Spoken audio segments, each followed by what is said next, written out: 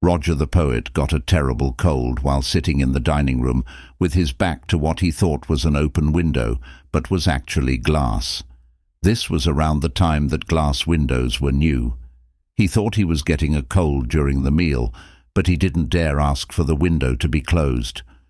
We don't really understand how much advice affects our health. There have been times when people got seriously ill after hearing negative comments about how they looked, or false rumors that they had diseases that could kill them. A well-known businessman from New York recently told me about an experiment that friends of a strong young man did. Beginning in the morning, they decided that when he got to work, each of them would tell him that he didn't look good and ask him what was wrong. To avoid being caught, they were told to do this and write down the outcome. At one, the idea had such an effect on him that the active young man went home and said he was sick. A lot of interesting tests have been done on people who were hypnotized in hospitals in Paris. By mentally causing wounds on them, for example, while a cold stick was being used on their limbs, they were told that they were being hugged by a red-hot iron, and the skin looked like it had been badly burned right away. There have been patients who passed out when they saw the surgery tools in the operating room. They told me that they could feel the blade cut through them before they were put to sleep. They often put people to sleep by giving them a weak mix of salt and water through an IV and making them think it is morphine. Anyone who has been a doctor for a long time knows that he can cause or ease pain just by suggesting it. Not so much for the water or the air, but for the magic that happens when you change your whole way of thinking. Many doctors send their patients to well-known spas. By making sick people hopeful, even con artists can come up with great cures. The nurse's mood has a lot to do with how quickly a sick person gets better. She will be very helpful in getting the patient's strength back if she keeps telling him that he will get better and back to normal. However, if she is sure that he is going to die, she will tell him about it, which will make him feel worse. At all times when we are aware of it, suggestions are affecting our lives.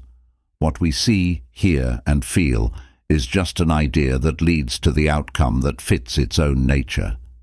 It seems to have a gentle power that can reach and change the very urges of life. People who are open to it are often amazed by the power of suggestion over their thoughts. A depressed patient who has been suffering for years and feels like life has taken away all of his chances is thrilled about the possibility of a new cure that promises miracles. He is so eager to find a cure that he is ready to give up anything to get it. When he finally gets it, he is so open to it that he believes it is the medicine he created by magic. Having faith in the doctor is a great way to get better. A lot of patients, especially those who don't know any better, think that their doctor has the power to save or kill them. Because they trust him, they believe what he says has a big effect on them, for better or worse. The patient has a very good chance of getting better after being told about healing power.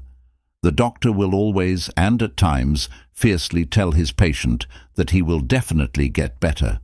During sleep, he will tell him that there is an all-powerful healing power inside him that shows itself in the way it fixes wounds and makes him feel fully refreshed. People who are sick should not be reminded of how sick they are all the time. His strong will and all of his physical healing powers were not enough to stop the effect of hearing the sickly suggestion over and over again. Many a sick room turns into a den of horrors because of the sad mood that surrounds it. They aren't always filled with sunshine, good cheer, and support. Sometimes they're dark. The bright light from God is dull, there isn't enough airflow, and everyone looks sad and worried. There are medicine bottles and surgery tools all over the place. There are plans in place to spread sickness instead of promote health and give people hope. So many sad ideas in one place could make someone who is normally healthy very sick. What people need is hope and kindness. Instead of telling a friend who is sad or upset that you're sorry for them, you should work on building up their natural strength of resolve. You should try to cheer him up when he's sad. Help him bring out the healing powers that are hidden inside him. Show him your better self, your God image. This self is part of the great immortal principle and is always healthy and in tune. The right advice will keep most divorces from happening. A lot of times, advice has helped people get over their feelings of love. This has helped a lot of women who were in love with men who were not possible, like those who fell in love with a friend's husband. Women who were heartbroken have fully healed. They can see their better, more divine selves now, thanks to the power of suggestion. When it comes from a sweet, pretty and charming person, an idea can spread and sometimes get the whole neighborhood excited. Everyone here knows that stories about brave acts or great accomplishments have made other people want to do the same. A deep talk, some words of support, or the idea of an inspiring book have changed the lives of many people. This is how many guys who have made history or made society better became successful. Someone suggested they should do something. Some other person or a book showed them their first glimpse of what was possible and let them feel their power for the first time. One of the hardest things to get past is the idea of being less important. No one can figure out how much damage it does to people and how many lives it destroys. I know men whose lives were pretty much wrecked by being told over and over again as kids that they would never amount to anything. They have never been able to stand up for who they are because this idea of weakness made them so shy and unsure of themselves. I knew a college student who was at the top of his class and deserved the best, but that advice almost destroyed his life. He heard some of his peers say that he was as low class as a goose and that he always looked bad. Because he would stink at speaking in front of a group, they would never think of picking him as a class speaker. He was very smart and talented, but he was so shy that he looked awkward and sometimes even stupid. He would have gotten through this without a question if he hadn't paid attention to what his peers had to say. He believed that meant he was less smart than them, and that belief held him back forever. God talked about how powerful the idea of a human voice is, and how the different tones of that voice make us feel. When we hear words filled with love or passion, they make us laugh, cry, get angry, and want to get even. Our emotions go from one end to the other. We wait with bated breath for the great speaker to come on stage. He plays with our feelings like an artist plucks the strings on his harp, making us cry, laugh, feel sad, or angry. People are really moved by the power of his words. Many people react to whatever the speaker says. It is very cruel to our emotions and feelings. When we love our friends, it's soft. But when we're trying to get the best deal in business, it's cold, selfish, and doesn't show any pity. A soft voice draws us in, and a strong sound pushes us away. We all know that even dogs and horses can pick up on the different tones of a person's voice. The dogs can tell when someone is loving them and will respond to that tone. But when their master gets angry, they become scared and shake. Some types of people are strongly moved by certain sound notes. They go from being deeply depressed and hopeless to being completely happy right away. There was no physical contact. They only felt something through their hearing nerves. This feeling woke up and activated some brain cells, which changed the way they thought about everything. Music has a big effect on breathing and blood pressure. When we are tired and stressed, we all know that it calms, relaxes, and rests us. No fears, concerns, or doubts can stay when its sweet melodies fill the soul. It says what some of us have often felt, as George said. Without a question, some notes of music have a strange effect on me when I'm in the mood for them. I can't listen to them again without feeling differently for a while. Additionally, if the effect lasts longer, I might be able to do brave things. Some people, like Latimer and Ridley, were very happy when they went to the stake.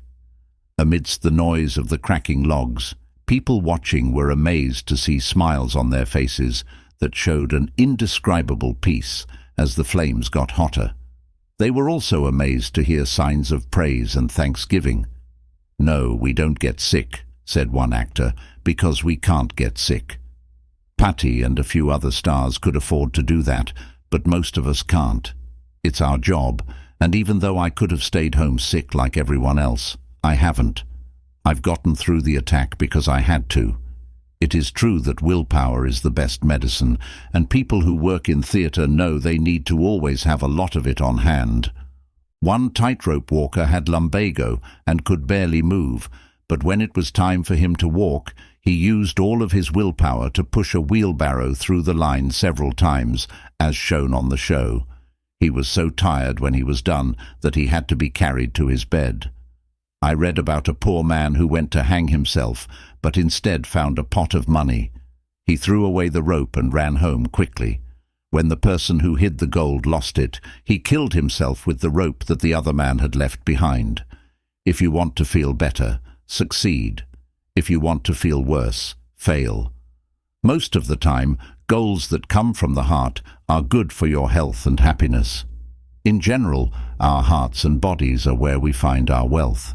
Is there anyone who hasn't seen how men who haven't taken care of their health, maybe even invalids, or who lack energy and drive all of a sudden wake up to find they have hidden skills and good health after achieving a big goal?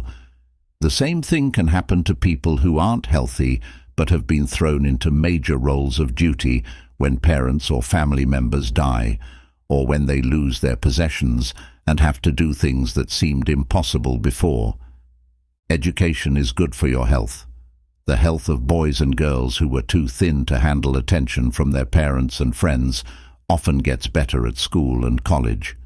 As long as everything else stays the same, smart, learned and educated people are in the best health. To the same extent, there is a close connection between morals and health. A house that is split in two can't stand. Abuse, breaking the rules of chastity, and all kinds of vices are bad for you because they upset the balance of life. The mind is in charge of the body. A well-balanced, educated and focused mind has a big effect on the body and tries to keep it in order. On the other hand, a mind that is weak, uncertain, biased, insecure and full of ignorance will finally make the body feel the same way. The body responds to every good thought, every strong desire for goodness and truth, every heartfelt desire for a higher and better life, and every high goal and selfless action. It makes it stronger, more beautiful, and more in tune with itself. What a person thinks in his heart, that person is. The way each person thinks shapes and forms their body. You wouldn't start making yourself more beautiful by thinking about how ugly you are or your bad habits, because those ugly thoughts would show up in your face and attitude. She also wouldn't try to be beautiful by being boring. We can't get healthy by thinking about sickness any more than we can get perfect by thinking about flaws, or peace by thinking about conflict. To stay healthy and peaceful, we need to hold a high standard in our minds and fight every thought that goes against that, just like we would fight the urge to commit a crime. Do not sign or say anything about your health that you do not want to be true. Do not think about or study your symptoms for too long. Don't ever doubt that you are in charge of yourself. Be determined to show that you are better than your system, and don't see yourself as a slave to a weaker power. Without a question, the mind has the power to keep the body strong and healthy, to keep life going and keep it from dying for many years to come. Both men and women who have reached a high level of mental and moral growth tend to live the longest. They lived in the top level of life, above the shocks, frictions and conflicts that weaken and break most lives. Music has helped people with some nervous diseases get better, and it has also slowed the growth of others. Anything that takes our minds off of our problems tends to make our bodies feel better. It's great to always say good things and never say bad things, to always see the good in things and never the bad, to always encourage and never discourage, and to always be positive about everything. If you think caring, hopeful, and happy thoughts, good things will happen to you. If you think bad, angry, or sad thoughts, curses will fall on you, and fear and worry will lie on your pillow. When it comes to business, the law of suggestion is the most abused rule right now. In this country, we see the sad victims of people who make a living by directing and ruling the thoughts of children and teens. As dishonest salespeople and marketers show, this kind of suggestion can go as far as hypnotism. If someone takes someone else's property, they are arrested. But no law can stop someone who hypnotizes their target, projects his evil thoughts onto her mind, overrides her complaints, and makes her happily buy something she doesn't want and can't afford. Perhaps a man should go into debt for years to support his family instead of breaking into people's homes and stealing valuables. This seems like a less serious crime than controlling the minds of poor families and getting them to sign contracts they don't have the right to and can't keep. People often pay lawyers a lot of money because they are so charismatic and good at persuasion. Many of these people who move around the country, hypnotize their victims, and steal their hard-earned money will eventually be seen as thieves. But in business, suggestions are used to make things better. It's now normal for companies to give their workers motivational books and magazine pieces. These are meant to inspire them to work harder, take more action, and be more driven to do bigger things. A lot of business psychology is used in sales schools, and women are given all sorts of examples that will motivate them to work harder. The modern merchant's interesting displays and placement of his goods show that he knows the power of suggestion inside and out. The restaurant owner knows that tasty foods can make people want to eat them, which is why he or she often displays dishes and other food items that look appealing. This is done so that the brain is magically tempted. The dirt and chaos of a cheap restaurant in the suburbs would make someone who grew up with wealth and privilege lose their appetite. But if the same food, cooked the same way, were moved to one of his fancy Broadway restaurants and served on fine china and table linens while mesmerizing music played, the situation would be completely different. During his trial, the idea of the terrible fears of a whole country overpowered Dreyfus so much that it took away all of his personality and made his innocence seem unbalanced. Many of his friends thought he was guilty after the decision because he acted like someone who was guilty. An audience of people had gathered to watch Dreyfus be openly stripped of his buttons and other military rank symbols. His sword was snatched and broken, and the crowd hissed, booed, and insulted him in every way. There was no wrongdoer who could have shown more proof of crime. His mind and personality were completely taken over by the guilty thoughts of millions of people. Even though he was totally innocent, his look and behavior showed that he was guilty of betrayal. There is no other management that is so deadly and sly as that of filth. A lot of people have died because of this poisonous substance that is hard to spot. Who can explain the terrible things that have happened because evil and dirty ideas were sent to minds that were completely clean and had never been tainted before? It gets easier for new ideas to enter the system because of the mild poisoning that is already there. Eventually, the whole moral system is filled with the poison. What people go through with stigmatism is an interesting example of how powerful suggestions can be. A group of nuns who had been spending years trying to live like Christ and feel his pain focused all of their energy on Christ's pain and clearly imagined the cuts he received. Their thoughts were so strong that they changed the chemical and physical structure of the tissues, leaving marks on the hands and feet that looked just like the nails and the spear wound in the side, which is what Christ had on the cross. These nuns spent their whole lives making copies of the concrete proof of the execution. After thinking about the cuts on the hands, feet, and side for a long time, the picture became so clear in their minds that it felt like it was real. In addition to the mental picture, they always saw a real picture of Christ on the cross, which made the mental picture even more real. They were so religiously ecstasied that they thought they could see Christ being killed. This monster of worry follows us from birth to death. At both weddings and funerals, it shows up out of the blue. There it is at every party and gathering. It has a place at every table. There is no way for a person to know how much damage and chaos worry causes. Being creative has always been hard because of it. It's the reason for more mistakes, broken hearts, and hopelessness than anything else in the world. Have you ever heard that worrying is good for people? Was it ever helpful for anyone to get better? It always and everywhere does the opposite, hurting health, draining energy, and making things less effective. Under the stress of worry, what have men not done? As a way to get away from this monster, they have turned to all kinds of bad habits, like drinking and drug abuse. Some have even sold their lives. Think of all the people whose homes it has destroyed and whose hopes, dreams, and futures it has ruined. Shouldn't we be worried about all the bad things that could happen if this one exists? A person from another world might think that worry is one of our best and most helpful friends, even though it causes so many bad things to happen. This is because we tend to hold on to it and refuse to let go of it. It's not hard to understand why people who are fully aware that their success and happiness depend on making the most of their energy keep the enemy of these things on their mind.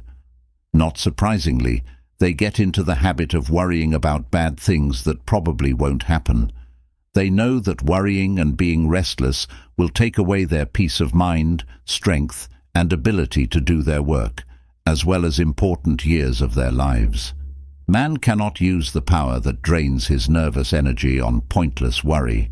Worry is the one thing that will kill your energy, crush your dreams, and weaken your power in the world more than anything else. Nobody dies from work, but a lot of people have died from worry. The things we do that hurt us are not the things themselves that stop us from doing them. Not only telling yourself over and over that you have to do it, but also expecting something bad to happen while you do it.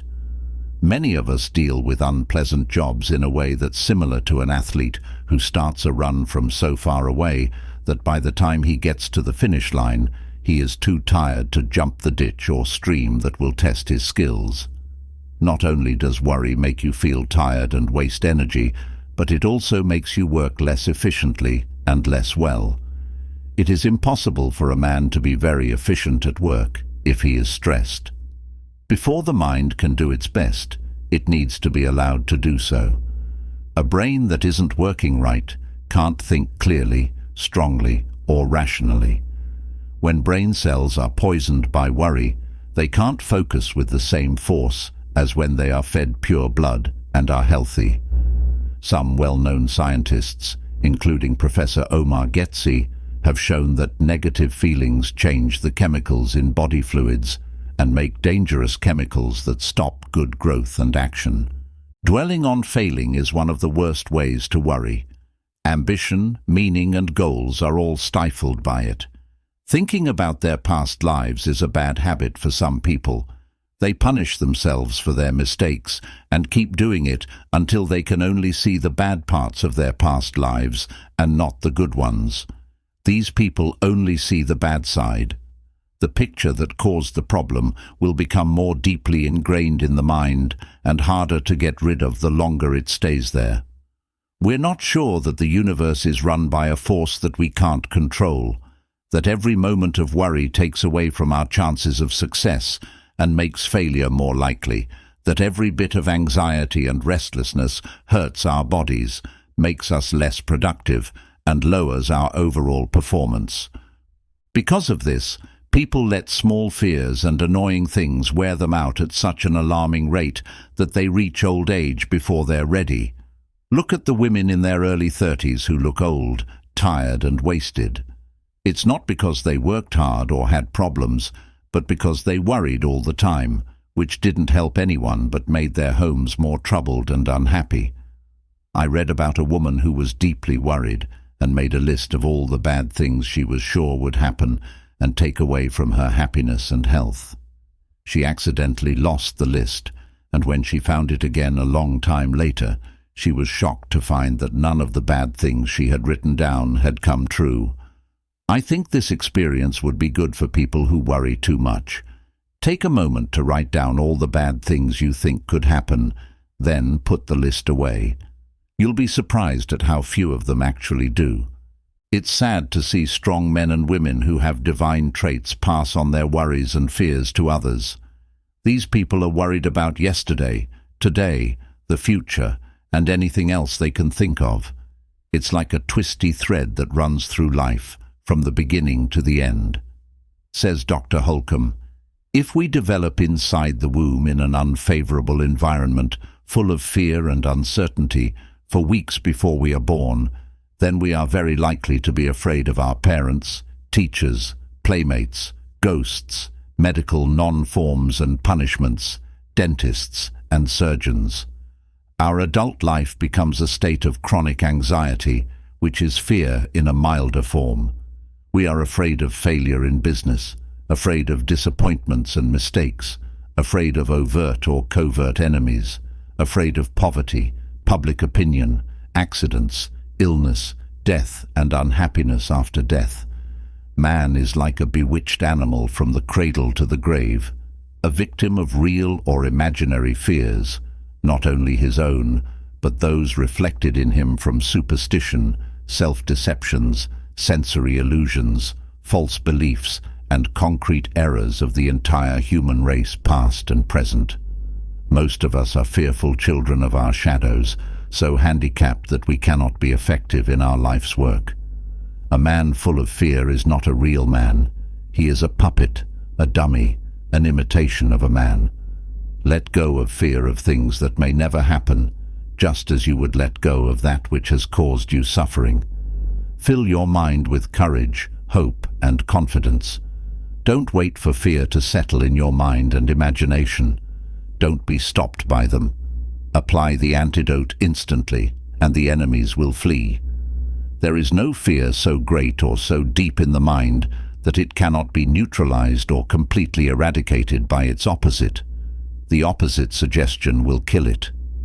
One time, Dr. Chalmers was riding with the driver in a horse-drawn carriage and noticed that John kept whipping the busmaster. When Dr. Chalmers asked John why he was doing this, John said, "There's a white stone far away, and the boss is afraid of that stone." The crack of my whip and the pain in his legs are meant to distract him. Dr. Chalmers went home, thought about the idea more, and wrote, "The Expulsive Power of a New Affection." He said that the best way to get rid of fear is to give your mind a new thought. Fear, in any form, like worry or anxiety, can't live in your mind for a moment if you have the opposite thought, like courage, hope, security, and self-confidence. Fear is an awareness of weakness, and it can only exist if you don't believe you can face what you fear. For example, fear of disease comes from knowing you won't be able to fight it. During an epidemic of a dreaded contagious disease, people, especially susceptible and full of fear, panic. This happens when they hear other people discussing the subject everywhere, as well as when they see the vivid pictures appearing in the newspapers. Their minds, as in the case of yellow fever, are filled with images of the disease, its symptoms, death, mourning, and funerals. If you never accomplish anything else in life, get rid of the worries. There is no greater enemy of well-being than to be anxious and worried. Don't flies affect a nervous horse more than his work? It is not the little nags, the constant touches with the whip or the tugs on the reins, that worry him much more than the work of pulling the carriage. It is the little jabs, the little annoyances of our daily lives that spoil our comfort and happiness and rob us of more energy than the big problems we face. It is the constant nagging and reproaches of an irritable man or woman that ruin all the peace and happiness of many a home. The most deplorable waste of energy in human life is due to the bad habit of anticipating evil, of fearing what the future holds, and in no case can fear or worry be justified by the situation. for it is always imaginary, totally unfounded and without basis. What we have is something that has not yet happened. It does not exist. Therefore, it is not a reality. If you really suffer from a disease that you fear, fear does nothing but record all the symptoms of your disease and make a sad outcome more likely. Fear shortens life because it impairs all physiological processes. Its power is demonstrated by the fact that it actually changes the chemical composition of all secretions in the body. Victims of fear not only age faster, but also die prematurely. All the work done when one has fear or a bad feeling has little efficacy. Fear strangles originality, boldness and daring, kills individuality by weakening all mental processes. Great feats are never accomplished when fear hovers over imminent danger. Fear always indicates weakness and the presence of cowardice. What a destroyer of years! What a saboteur of happiness and ambitions! What a plunderer of careers this monster has always been. The Bible says, "A broken spirit dries up the bones." It is well known that mental depression, melancholy, slows down the glandular secretions of the body and literally dries up the tissues. Fear depresses normal mental action and renders one incapable of acting wisely in an emergency because no one can think clearly and act judiciously when paralyzed by fear. When a man is very melancholy and unmotivated, when he is filled with fear of failure and haunted by the specter of poverty and a suffering family, before he knows it, he attracts the very thing he fears, and prosperity is crushed out of his business. But first, it is a mental failure. If, instead of giving in to fear, a man would persist in remaining prosperous, assume an attitude of hope and optimism, and conduct his business in a systematic, economical and far-sighted manner, then actual failure would be comparatively rare. However, when a man loses heart and control, becomes a prey to panic and a victim of worry, he is not in a position to make the effort necessary to achieve victory. There is not a single positive trait in worry, not in any of its forms. It is always everywhere a complete and utter curse. Although fear has no basis in reality, no basis in truth, we see many people everywhere who are slaves to this imaginary creature. Take a pleasant thought to bed with you when you finish your workday. Stop your work-related thoughts and stop worrying about it. Mentally close your business at the end of working hours, whether in the office or in the factory, and avoid dragging it home with you so as not to ruin your evening or disturb your sleep. You cannot allow that which disturbs your peace and happiness to become more and more deeply engraved in your consciousness. Many people go to sleep just as camels go to bed in the desert, with their bundles still on their backs. They don't seem to know how to shed their worries and continue to work mentally all night long.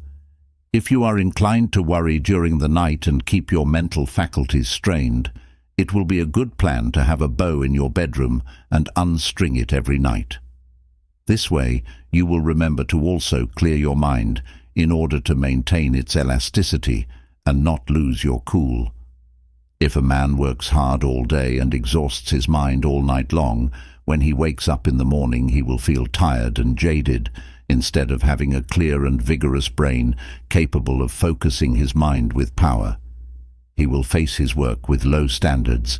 He will have as little chance of success as would a racehorse that has been driven all night before a race.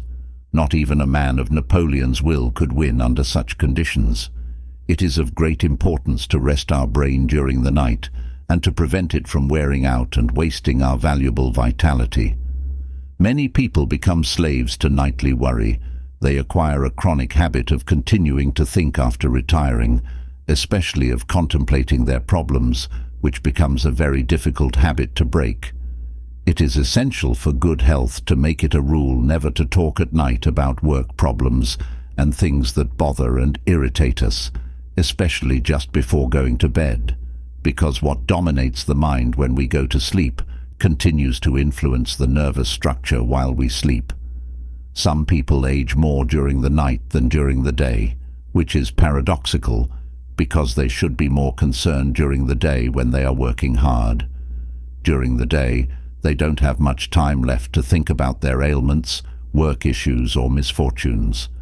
However, when they retire, all the disturbing thoughts and worries fill their mind with horrors, which causes premature aging instead of rejuvenation, as would happen under the influence of deep, restful sleep.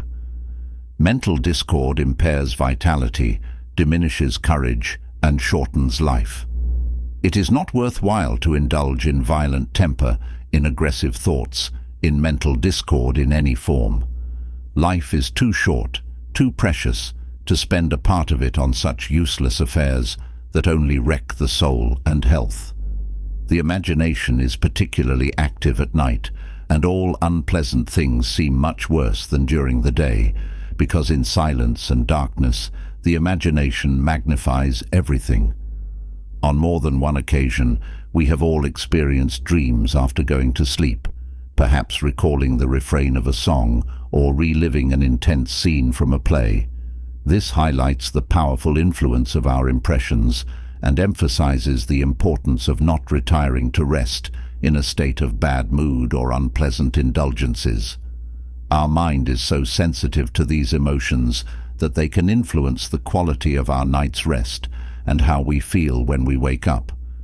We should put ourselves in mental harmony, serenity, and calm before retiring, and if possible, go to bed smiling.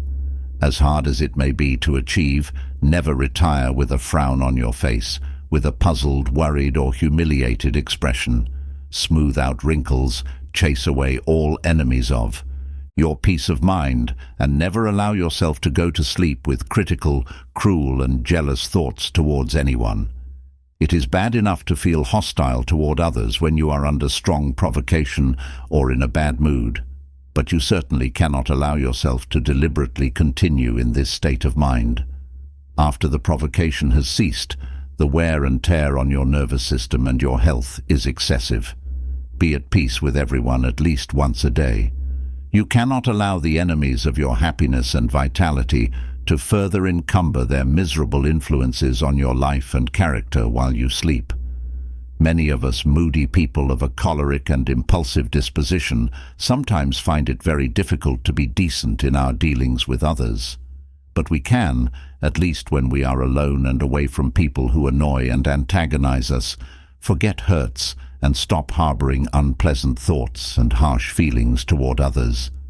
It is a great habit to forget and forgive before going to sleep, to clear the mind of all enemies of happiness and success.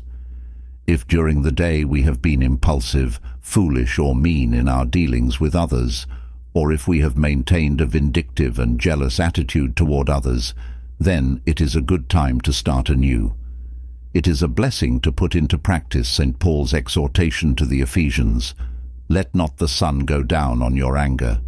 If you want to wake up feeling refreshed and renewed, you should simply retire in a happy, understanding, and cheerful mood. If you go to sleep in a bad mood, worried or depressed, you will wake up tired, exhausted, and lacking in resilience and motivation.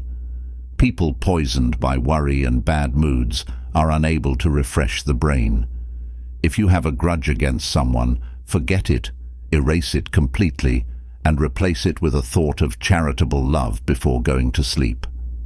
If you make it a habit every night to cleanse your mind of your enemies, to expel them before you go to sleep, your sleep will not be disturbed by horrible nightmares, and you will wake up refreshed. Cleanse your mental house before retiring. Cast out all that causes you pain, all that is unpleasant and undesirable, all unpleasant thoughts of anger, hatred, jealousy, and all selfish and uncharitable thoughts. Do not allow them to impress their horrible images upon your mind, and when you have got rid of all the garbage and have swept, dusted, and adorned your mind, fill it with pleasant, sweet, happy, helpful, encouraging, and uplifting images. A bath of happiness in the evening should be the custom in every home, a bath of love and goodwill toward every living creature. is more important than a bath of water. We should go to sleep as cheerful and happy as possible. Our minds should be filled with high thoughts, thoughts of love and helpfulness, thoughts that will continue to create that which is helpful and uplifting, that which will renew the soul and help us to awaken in the morning in a good disposition and in excellent condition for the day's work. If you have any difficulty in banishing unpleasant thoughts, force yourself to read some good and inspiring book, something that will put you in a good mood, something that will make you see the true grandeur and beauty of life, something that will make you feel ashamed of pettiness and uncharitable thoughts. After a little practice, you will be surprised to see how quickly you can change your mental attitude to face life in the right way before you fall asleep. You will also be surprised to discover how wonderfully serene, calm, refreshed, and rejuvenated you will be when you wake up in the morning, as well as how easy it will be for you to get off to a good start and wear a smile that won't fade during the day. Unless you harmonize your mind to sleep, the nervous system will be under constant attention. Even if you manage to fall asleep with an agitated mind, the brain is still working, and you will wake up exhausted. We should especially endeavor to erase from memory all unfortunate experiences of the day, all domestic or professional troubles and anxieties, in order to retire in a placid, peaceful and harmonious state of mind, not only because of the necessity of rising fresh and invigorated in the morning, but because character and disposition are affected by the state of the mind when we go to sleep. Mental discords not only prevent sound sleep, but also leave in the blood poisonous residues which come from chemical changes and which, in turn, impair brain action. More than a few businessmen suffer from nocturnal turmoil, even having to retire because of the long and tedious hours spent awake. Financial problems, in particular, are magnified in the dark of night, and even the most optimistic suffer some degree of pessimism at such times. Businessmen should know how to turn off their brains when they are not using them. They would not think of leaving or closing their factories at night without turning off the machinery. Why then should they try to go to sleep without turning off their mental energy? It is infinitely important for health to switch off this energy when it is not being used to produce something. When you finish your day's work, why let your valuable energy be wasted on worries? Why carry your affairs home, take them to bed with you, and waste your vital forces on useless thoughts? Why allow a great waste of mental energy and vital force? You must learn to switch off mentally when you stop working. Many men waste as much effective energy as those who go over their unpleasant experiences and worry about their problems during the night. If you choose, as a habit, to keep your mind in harmony and an attitude of goodwill when you retire, you will be surprised to feel fresher, younger, stronger, and more balanced than you could have imagined. I know people whose lives have been completely revolutionized by this experiment of mentally preparing themselves before going to sleep. They used to be in the habit of retiring in a bad mood, tired and discouraged by the unexpected and by all sorts of worries and anxieties. They worried about their business, unfortunate conditions in their affairs and their mistakes, and discussed their misfortunes at night with their wives. Thus, their minds were in an altered state when they fell asleep, and these melancholy and unpleasant images were more and more engraved in their minds. Then they would wake up tired instead of feeling as everyone should, with fresh ambition and invigorated determination. Get in the habit of making a call to your great inner self before you retire. Leave the message of upliftment, improvement, and greatness that you long for and wish to realize, but don't know how. If you register this call to something higher and nobler in your subconscious, making your own, you will notice that it will act as a leaven working within you during the night, and after a while, all the building forces within you will help to unite to further your goal, to support you in realizing your vision. Before we go to sleep, we have wonderful opportunities with which to build health, success, and happiness.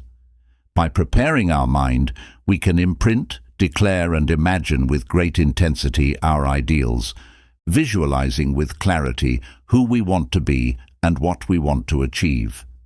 You will be amazed at how quickly that wonderful force of your subjective self will begin to shape the pattern you give it in these great creative and restorative inner forces. Therein lies the great secret of life. Blessed is he who is able to find it. The conquest of poverty.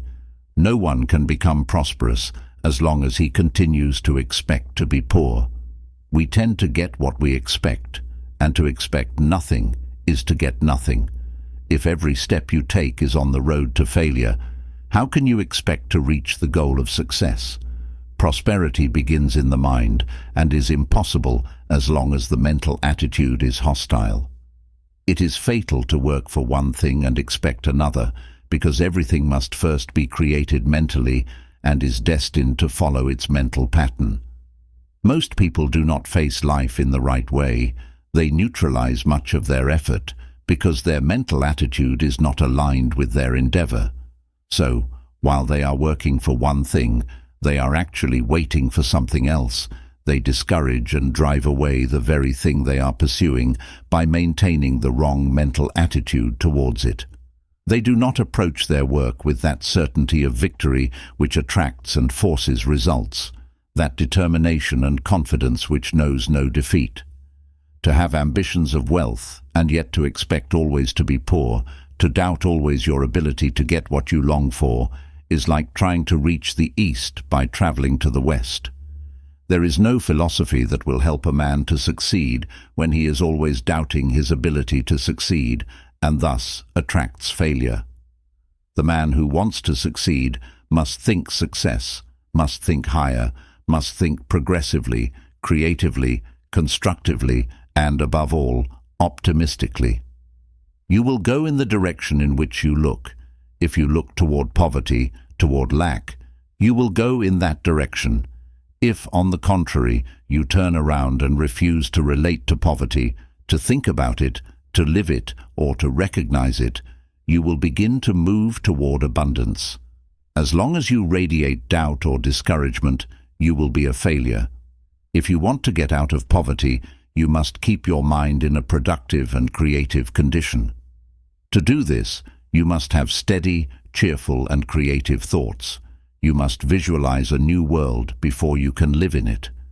Those people who are depressed, immersed in a distorted world, believing that they have lost their chance forever and will never be able to rise again, are people who are unaware of the transformative power of changing their thinking. By simply reversing their thinking, they could easily get a fresh start. If you want to attract good fortune, you must get rid of doubt. As long as it stands between you and your ambition, it will be a barrier that will always cut you off. You must have faith. No man can make a fortune while he is convinced that he cannot. The I can't philosophy has ruined more careers than almost anything else. Confidence is the magic key that unlocks the door of supply. I've never met a successful man who was always bad-mouthing business. The habit of looking down, of bad-mouthing, is fatal to progress. The Creator has ordained every man to look up, not down. He made him to climb, not to crawl. There is no providence that keeps a man in poverty or in painful circumstances. The Creator did not put multitudes of people on this earth to struggle for a limited supply, as if he were not able to provide what everyone needs. Everything that human beings desire and strive for in this world is good for them, and there is enough for everyone.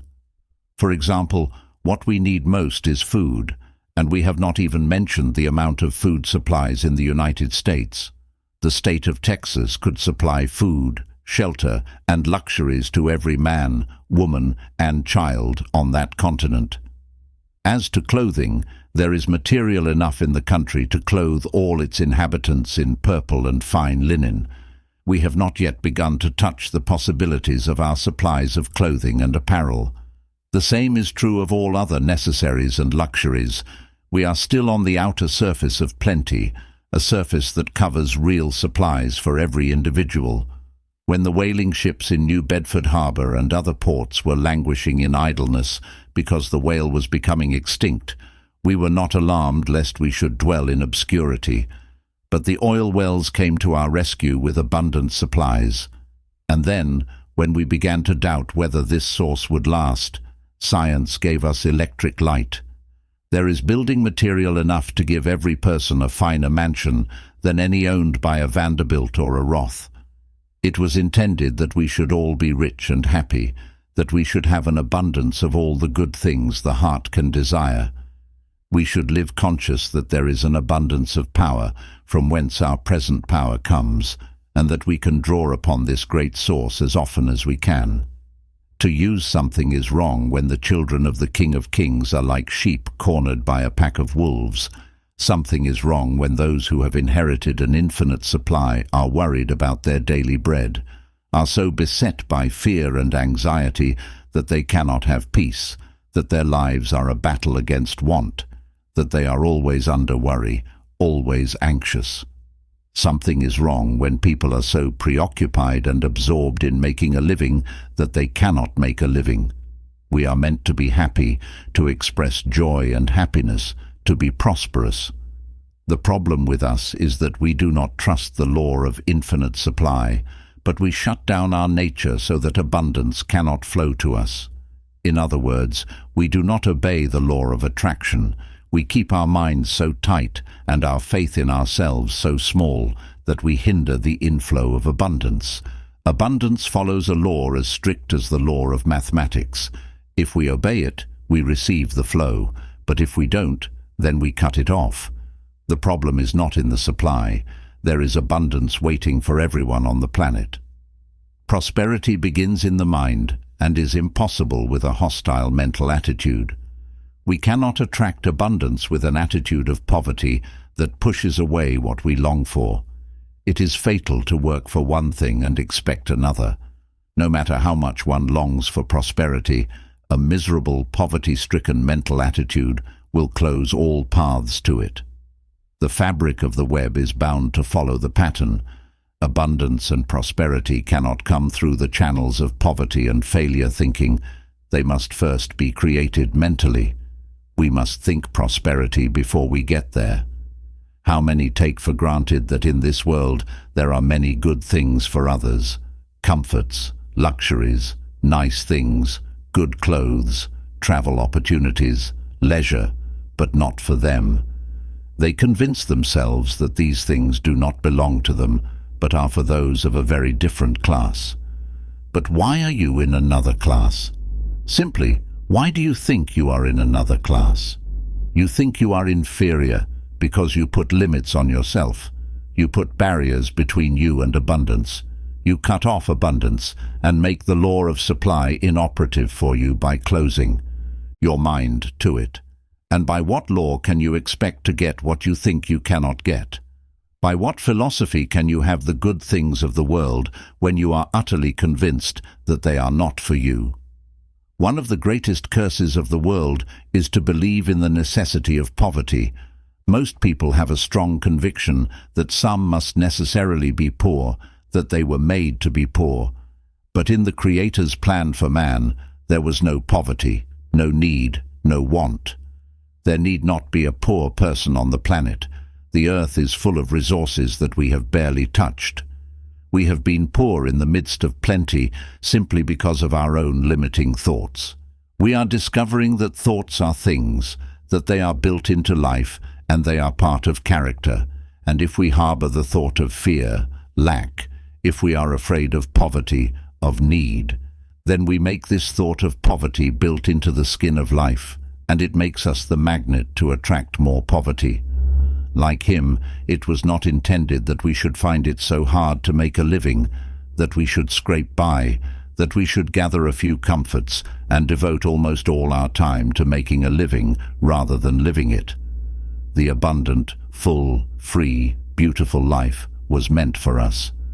Let us put on a new image, a new ideal of abundance. We have not worshipped the God of poverty, of need for too long. Let us hold the thought that God is our great supply, and that if we can keep in tune and in close touch with Him, the great source of all supply, abundance will flow to us, and we shall never again know lack. There is nothing that the human race lacks so much as a questioning and implicit trust in the divine source of all supply.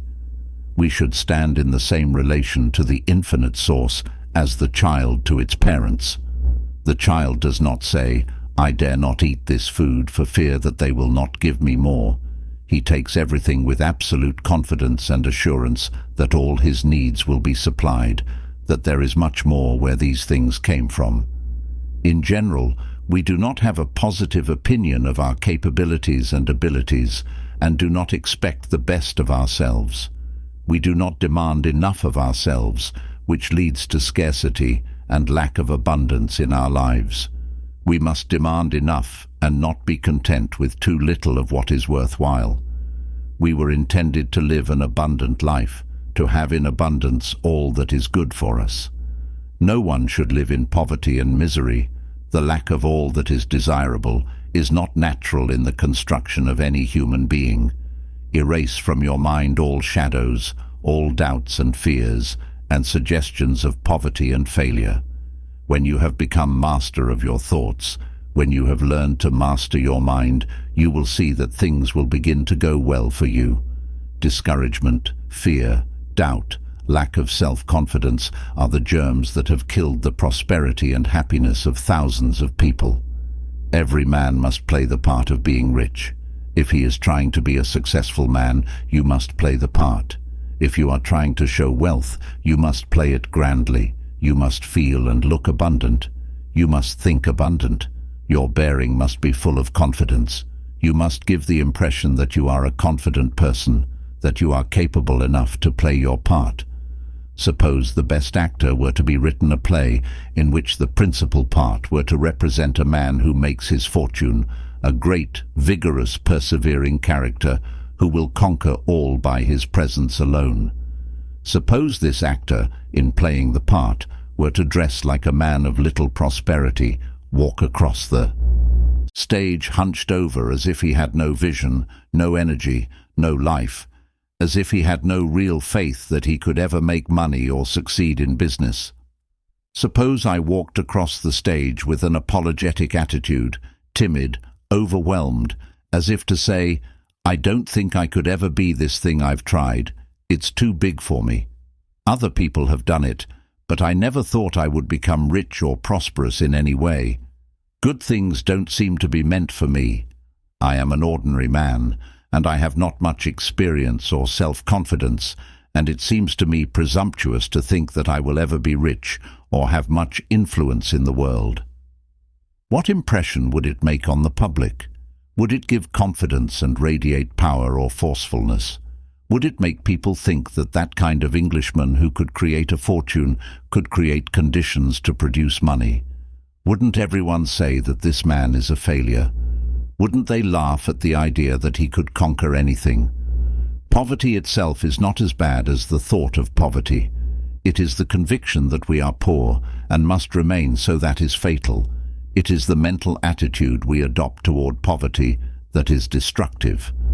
If we are content with it and resign ourselves to it without fighting to get out of that situation with a firmness and determination that admits no retreat, then we are putting our future and our well-being at risk. If we can conquer inner poverty, we will soon be able to conquer the poverty of external things, because when we change the mental attitude, so does the physical. Maintaining the thought of poverty keeps us in contact with conditions of poverty which in the end produce it, and constantly having this thought and speaking of poverty mentally makes us poor.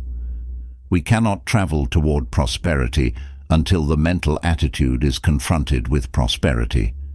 As long as we continue to look toward despair, we shall never reach the harbor of delight. The man who keeps himself in a poor mental attitude, or who always thinks of his bad luck and failure, which keep him from getting ahead, that man can by no means go in the opposite direction where prosperity lies. There are many poor people in this country who are half satisfied to remain in that condition and who have given up the struggle to get out of it. They may work hard, but they have given up hope, the longing to achieve independence. Many people remain poor out of fear of poverty, allowing themselves to be driven by the possibility of becoming destitute, of not having enough to live on. When you make a commitment to end poverty once and for all, when you decide to disassociate yourself completely from it and erase any vestige of its existence in your dress, personal appearance, manners, speech, actions and home, when you project your true temperament into the world and renounce being a failure, encouraging everything about you toward better things, toward competence and independence, and when nothing on earth can divert you from that determination, you will be surprised to find that motivation, increased confidence, security and respect will begin to flow to you. Decide with all the strength you can muster that since there is so much good in the world for everyone, you will get your share without harming anyone or holding others back. It was predestined that you would have competition, for abundance is your birthright. You are primed for success and built for happiness, so you must strive to achieve your divine destiny.